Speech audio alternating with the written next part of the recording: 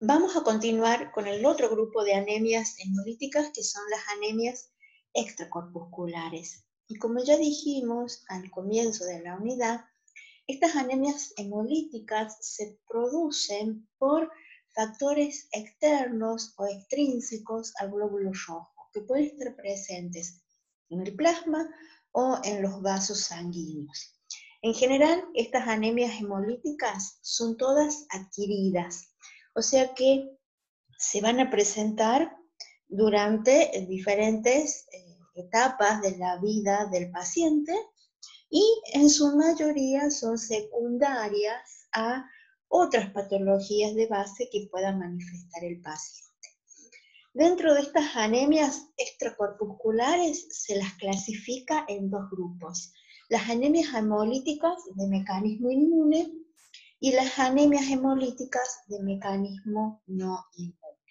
Entonces, nosotros las primeras que vamos a empezar a ver son las anemias hemolíticas en donde participa el sistema inmune. Acá nosotros tenemos diferentes componentes que pueden estimular o favorecer que el sistema inmune llegue a la lisis de los glóbulos rojos. Esos componentes pueden ser las inmunoglobulinas, los anticuerpos, el complemento, y también se ha visto que hay un mecanismo de fármacos inmunogénicos que también pueden participar en la aparición de estas anemias hemolíticas inmunes. Dentro de los mecanismos por el cual producen la hemólisis, pueden ser tanto intravascular o extravascular. Y las anemias hemolíticas inmunes se van a clasificar en anemias hemolíticas autoinmunes, anemias hemolíticas isoinmunes y las anemias hemolíticas inducidas por fármacos, que son producidas por estos fármacos inmunogénicos. Dentro de este grupo vamos a empezar a ver en primera instancia las anemias hemolíticas autoinmunes. Como su nombre lo indica, estas anemias se manifiestan porque en el paciente aparecen circulando autoanticuerpos que reconocen moléculas o antígenos presentes a nivel de la membrana plasmática del eritrocito. En el 50% de estas anemias aparecen en forma idiopática, o sea, no hay una etiología que pueda describir la aparición de esos autoanticuerpos. En el otro 50% son pacientes que ya tienen una enfermedad de base, como por ejemplo pacientes con alguna tipo ya de autoinmunidad, un paciente con lupus, o también vamos a ver en algunos procesos leucémicos en donde también el sistema inmune puede estar afectado y aparecen estos autoanticuerpos. Los autoanticuerpos pueden ser de tipo IgG y de tipo IgM. Y se los puede clasificar dependiendo de la temperatura al cual tienen su actividad hemolítica. Así tenemos los autoanticuerpos calientes, que son aquellos autoanticuerpos que unen y producen hemólisis del glóbulo rojo a la temperatura corporal, a 37 grados centígrados.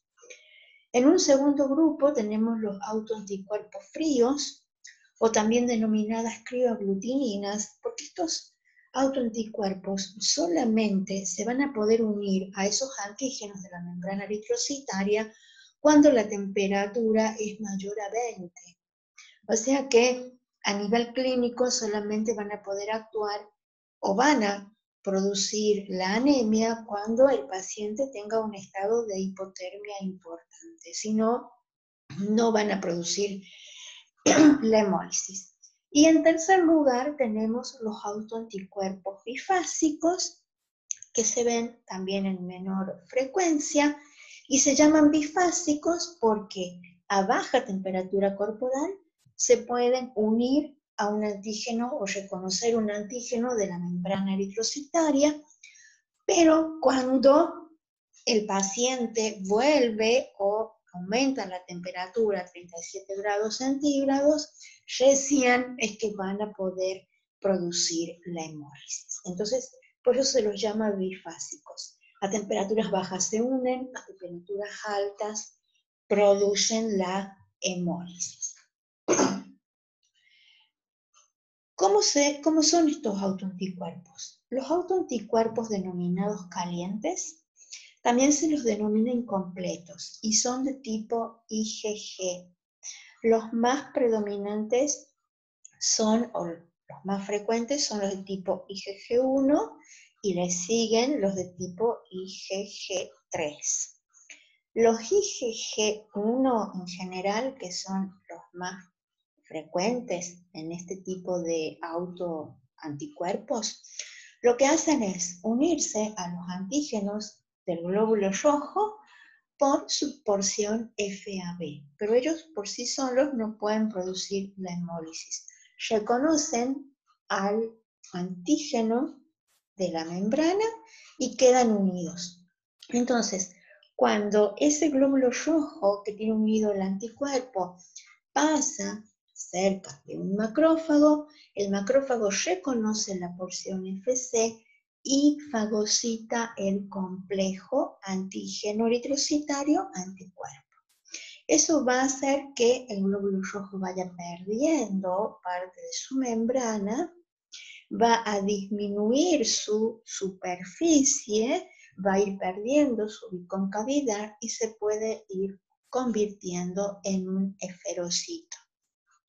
Cuando llega al vaso, como el eritrocito tiene una morfología diferente, entonces va a ser fagocitado y el tipo de hemólisis va a ser de tipo extravascular. Ahora, también pueden aparecer en menor frecuencia las inmunoglobulinas de tipo Ig3, que ellas sí reconocen al antígeno, se unen y pueden activar complemento. Entonces, al activar totalmente toda la cadena del complemento, pueden producir hemólisis intravascular. Pero esta es menos frecuente, por lo tanto, ante la presencia de autoanticuerpos calientes, en general se dicen que son de tipo inmunoglobulina G, son incompletos y la hemólisis que producen es de tipo extravascular a través de la captación de los macrófagos. En el otro lado tenemos los autoanticuerpos fríos o crioaglutininas, en donde estos anticuerpos fríos son IgM, son de tipo IgM. ¿Cuándo van a actuar? Cuando la temperatura disminuya. La IgM se va a unir al glóbulo rojo y la IgM sí va a activar el complemento. Entonces, estos anticuerpos fríos, que son de tipo IgM, la hemólisis que van a producir es de tipo intravascular. En un mecanismo un poco menos frecuente y en menor proporción, las inmunoglobulinas M pueden producir la aglutinación de varias células y ser fagocitadas. Entonces, como ven, en las anemias hemolíticas autoinmunes, tanto los anticuerpos fríos como los anticuerpos calientes se producen los dos tipos de mecanismos, la hemólisis intravascular y la extravascular. Nada más que en los anticuerpos calientes prevalece el mecanismo extravascular. En los anticuerpos fríos, el mecanismo intravascular. Y los bifásicos también son tipo IgG y el mecanismo por el que actúan también va a ser preferentemente a través de un mecanismo de tipo extravascular, una hemólisis extravascular. La diferencia con los anticuerpos calientes es que los bifásicos solamente se van a poder unir al glóbulo rojo cuando la temperatura disminuya. Entonces, básicamente nosotros este tipo de anemias hemolíticas autoinmunes, el paciente va a manifestar una clínica de anemia y una clínica de una anemia hemolítica cuando tenga presente autoanticuerpos calientes.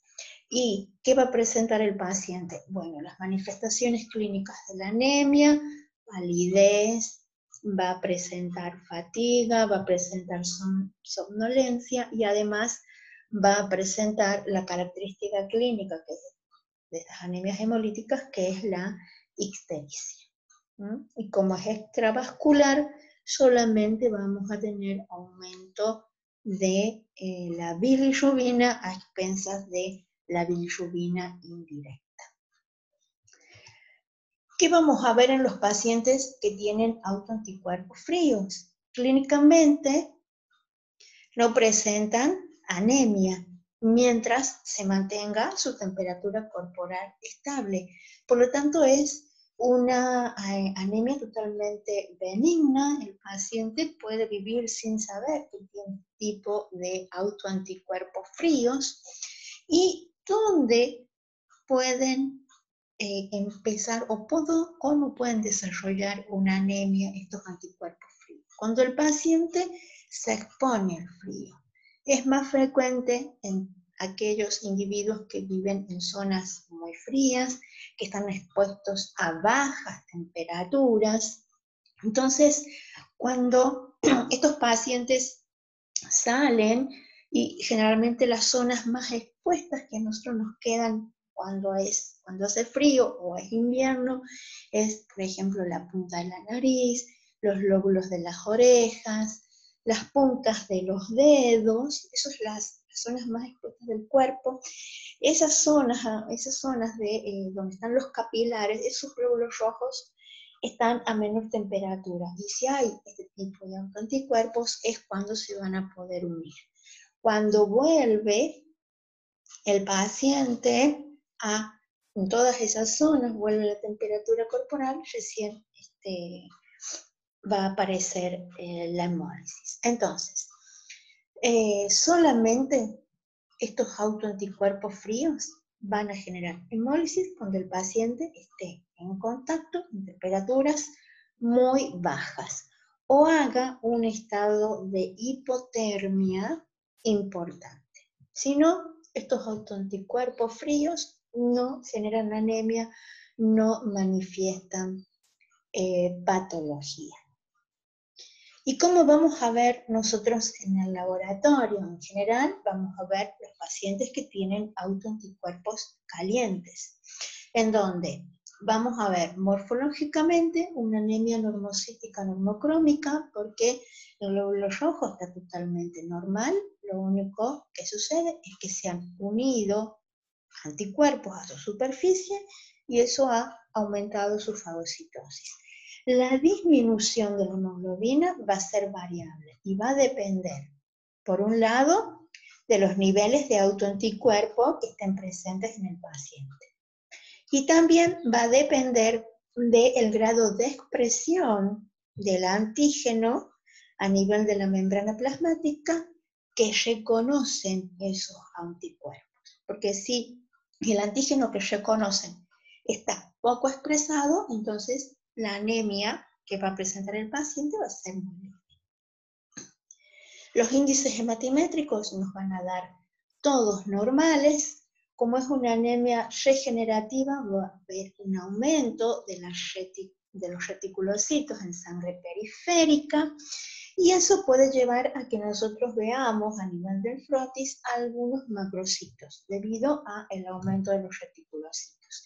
Si están muy aumentados, también podemos llegar a ver policromatofilia.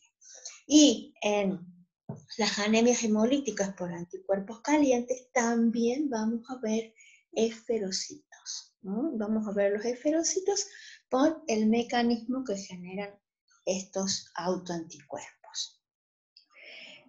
¿Qué más se puede ver? Si bien en las anemias hemolíticas con anticuerpos calientes prevalece el extravascular, vamos a ver bilirrubina, y en aquellos pacientes que también expresen la IgG3, que produce hemólisis intravascular, podemos llegar a ver un ligero aumento de la LDH, un consumo de la lactoglobina, aparición de hemoglobina. ¿Qué prueba se puede hacer para ver que el mecanismo es inmune? La prueba de Coombs.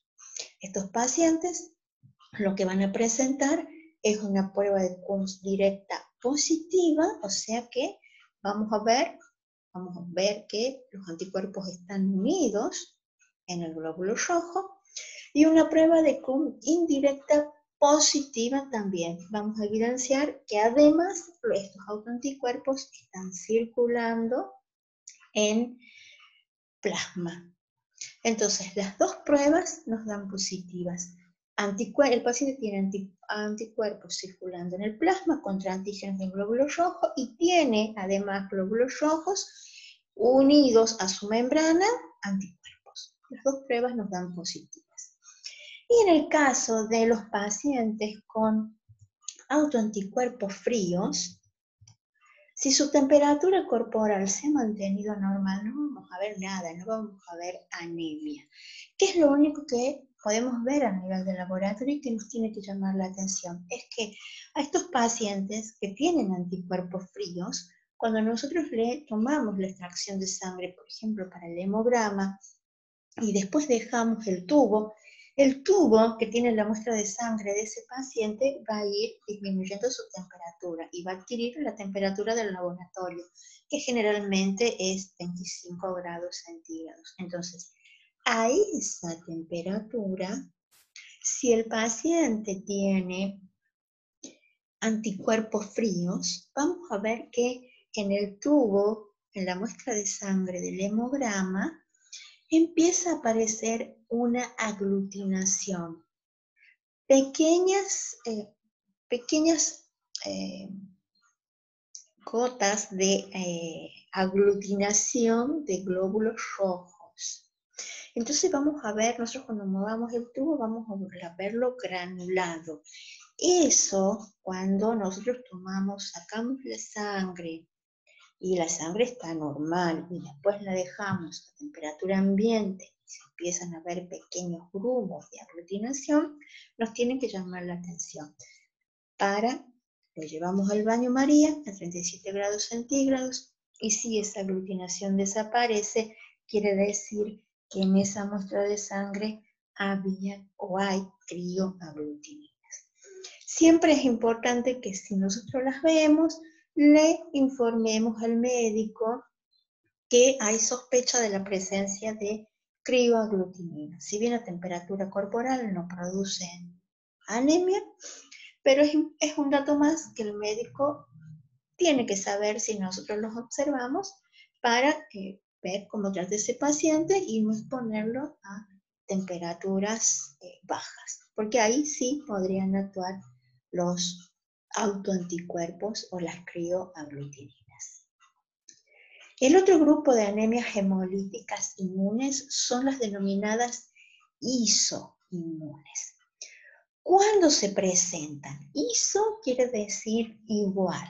¿Cuándo se van a presentar estas anemias hemolíticas? Cuando un paciente, ¿sí?, toma contacto con glóbulos rojos de otro individuo y esos glóbulos rojos expresan en su membrana antígenos que son diferentes o que no expresa el paciente, el que ha recibido esos glóbulos rojos externos.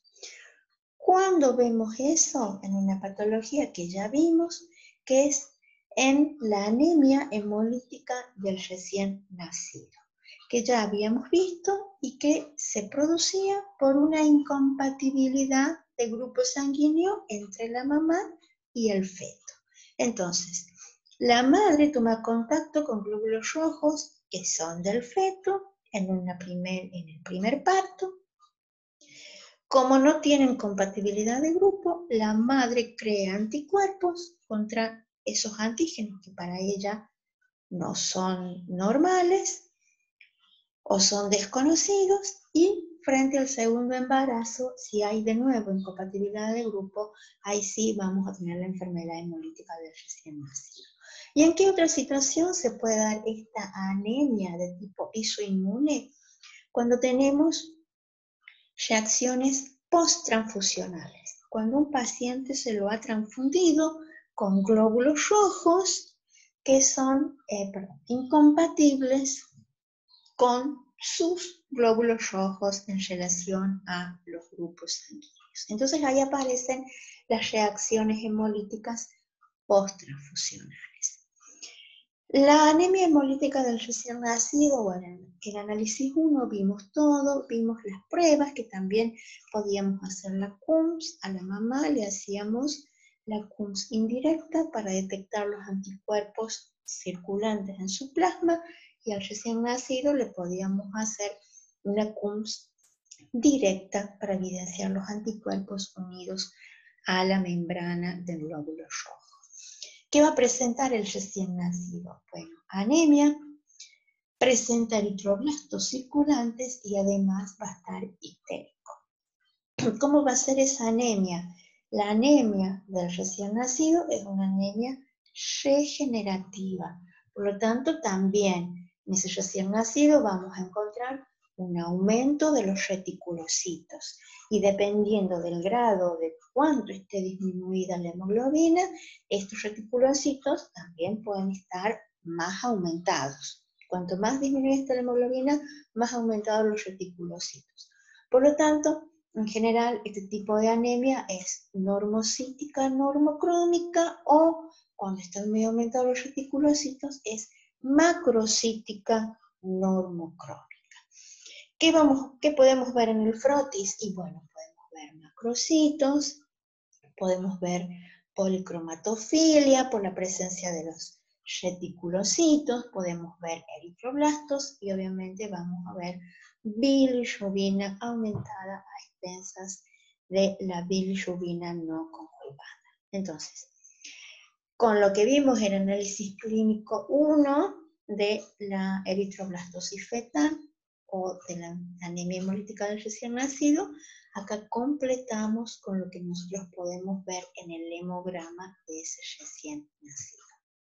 El otro tipo de anemia es la anemia post-transfusional o anemia hemolítica transfusional, en donde va a ocurrir cuando nosotros transfundimos glóbulos rojos a un receptor y que ya tiene anticuerpos contra algunos antígenos que expresan esos glóbulos rojos y que generalmente se debe a porque hay incompatibilidad de grupos sanguíneos. Se va a producir una hemólisis porque el receptor va a tener glóbulos rojos que reconoce extraños, por lo tanto se va a generar toda una respuesta y se va a producir una reacción hemolítica. Esa reacción hemolítica puede ser de dos tipos. Una reacción inmediata, o sea, se produce una hemólisis inmediatamente después que el paciente recibe la transfusión y es una hemólisis de tipo intravascular. Entonces aparece hemoglobinemia, hemoglobinuria, hay descenso de aptoglobina, descenso de hemopexina y generalmente este tipo de incompatibilidad o de hemólisis se ve cuando hay incompatibilidad del grupo AB0. Mientras que, ¿por qué del grupo AB0? Porque tienen inmunoglobulinas de tipo M. Hay inmunoglobulinas de tipo M que reconocen los antígenos del sistema AB0. La otra reacción hemolítica es la tardía, y es tardía porque es de tipo extravascular. O sea que los glóbulos rojos, que son no reconocidos, van a ser captados por los macrófagos y van a ser fagocitados. Acá, generalmente, los síntomas o la anemia hemolítica aparece recién entre los 2 y 14 días, todo depende de qué incompatibilidad, qué grupo es el incompatible, y este tipo de reacción hemolítica tardía la producen todos los otros grupos sanguíneos. Por ejemplo, la incompatibilidad de RH o otros sistemas de grupos sanguíneos, que eso lo vamos a ver la clase que viene. Entonces, incompatibilidad del grupo AB0 produce una anemia hemolítica inmediata intravascular. Incompatibilidad con todo el resto de los grupos sanguíneos que ya vamos a ver produce una reacción hemolítica tardía y es de tipo extravascular. Y por último tenemos las anemias inducidas por fármacos, en donde acá es el fármaco el que va a inducir la formación de anticuerpos y esos anticuerpos van a reconocer algunos antígenos que están presentes en la membrana del glóbulo rojo. El mecanismo por el cual los fármacos pueden inducir anticuerpos se han descrito tres: por absorción de la droga o formación de apteno, por formación de complejos inmunes o por inducir autoanticuerpos. O sea, es diferente al autoinmune. Los fármacos son los que inducen la aparición de los autoanticuerpos. ¿Cómo es la formación del tipo apteno? Este tipo de mecanismo lo pueden producir, por ejemplo, la penicilina, es la más frecuente, las cefalosporinas, la eritromicina. ¿Y qué hace? El fármaco se absorbe sobre la membrana del glóbulo rojo. Queda ahí absorbido. Entonces, ¿qué va a ver el sistema inmune? Va a ver un glóbulo rojo con un compuesto o una molécula diferente y que no reconoce, que en este caso es el fármaco. Entonces se van a producir, generalmente se producen inmunoglobulina G contra el fármaco, se van a unir y después esa inmunoglobulina G va a formar un complejo que va a ser reconocido por el macrófago y va a ser captado. Entonces, por este mecanismo se produce una hemólisis de tipo extravascular. Cuando se va a sospechar paciente que tiene anemia y que obviamente está en tratamiento con alguno de estos fármacos. El otro mecanismo es formando un complejo inmune, en donde el fármaco se une a un antígeno que expresa el glóbulo rojo y va a formar un antígeno nuevo. Acá el fármaco se absorbe sobre la membrana. Acá el fármaco se une a un antígeno que expresa la membrana del glóbulo rojo. Y forman un antígeno nuevo. Al formar un antígeno nuevo, ¿qué va a producir? Va a producir también la estimulación del sistema inmune, pero a través de este mecanismo se ha visto que la hemólisis es de tipo intravascular. Y por último, el tercer mecanismo es la inducción de autoanticuerpos, en donde este tipo de mecanismo lo produce principalmente la alfa-metildopa. ¿Qué va a producir? ¿Qué se cree? Porque todavía no está tan dilucidado el mecanismo. Lo que se cree es que el fármaco lo que hace es producir una inhibición sobre los linfocitos T supresores. Entonces, hay una baja regulación de los linfocitos B, se generan inmunoglobulinas de tipo G, que algunas de estas inmunoglobulinas pueden reconocer algún antígeno del glóbulo rojo. Se van a unir y después van a ser reconocidos ese complejo por el macrófago y se va a producir la fagocitosis. Entonces, ante la administración de estos fármacos siempre hay que hacer el seguimiento del paciente porque pueden ellos inducir la aparición de una anemia hemolítica de tipo inmune mediada por el fármaco. Y por último, vamos a ver las anemias hemolíticas no inmunes, que se van a producir porque hay un aumento en la lisis de los glóbulos rojos que pueden ser, por ejemplo, por causas mecánicas. En aquellos pacientes que tienen, por ejemplo, implantes de válvulas cardíacas o prótesis vasculares. Obviamente, estas válvulas son mucho más rígidas, estas prótesis son más rígidas. El glóbulo rojo, cuando toma contacto con ellas, se puede embolizar. Pacientes que tienen microangiopatías, o sea que pueden hacer formación de coágulos, tienen aumento en la formación de trombos a nivel de los vasos sanguíneos, como es, por ejemplo, en la coagulación intravascular diseminada. En el paciente se generan gran cantidad de trombos, eso, el trombo puede obstruir parcialmente el vaso sanguíneo. Cuando llega al glóbulo rojo, se rompe. También se ha visto que algunos venenos de serpientes también tienen agentes tóxicos que inducen la lisis, algunos agentes químicos, agentes infecciosos como la leishmaniasis, el paludismo. Estos parásitos ingresan al glóbulo rojo, proliferan. Y también en pacientes que cursan con alguna patología que los lleva al hiperesplenismo. Al tener agrandado el vaso, también tenemos aumentada la captación. Entonces también se producen anemias hemolíticas, pero en este caso son por procesos no inmunes. Y bueno, con esto hemos terminado la unidad 4 de la materia.